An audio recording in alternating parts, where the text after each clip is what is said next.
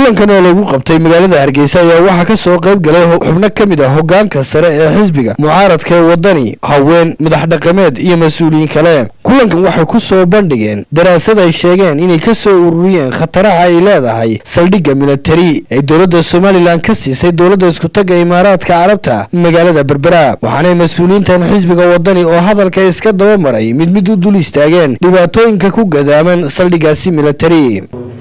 saldhigga military ee Berbera laga siiyay Imaaraadku dalka Imaaraadka ka tirsan 30 sanadood ee iyaga la siiyay ma garan karno wax ka socda. saldhigyada ciidan waxa ay saameyn ku yeeshaan bulshada ku nool dhulkaas.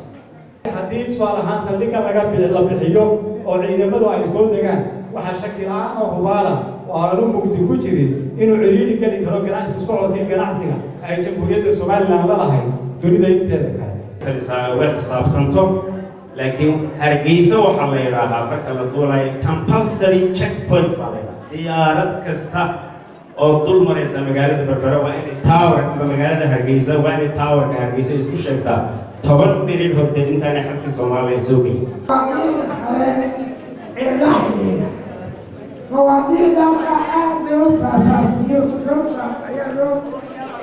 الحكومة أنا كيرين هشيس dhamaystiran oo lagu ganci karo oo ay waafaqsan shuruucda dalka sida darteed ayna u aqoonsanayn xisbi ahaan iyo bulsho ahaantoona wixii la horkeenay labada gole inay heshiis ahayn.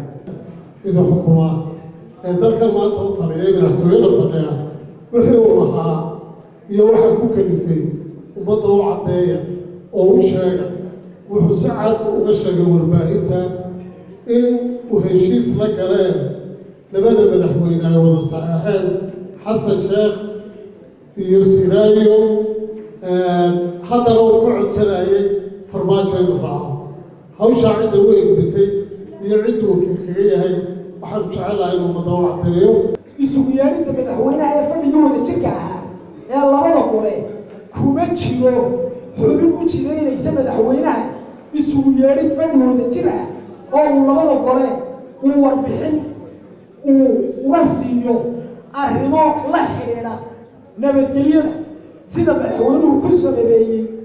qaar kamid ah madaxda dhaqanka oo iyaguna goobtaasi ka hadlay ayaa iyaguna ka hadlay khataraha uu leeyahay saldhiggaasi military. maxaa dadka loo xajiiminaya beenta lagu sheegaya waa been baan u leenahay waxaana yeelimayno waa soo jeedaa ummadu in arinta iyo daraasadda ay loo soo sameeyeen kufaradaasi haddii aynu nahay reer Soomaaliland aynu wax ku qaadano shaqala in faqriga laga baxo waxa uu yaqaan in dhaqaale la helo waxa uu yaqaanaan in faqriga la galo in wadanka hostage la geliyo waa dhibaato aad u xun.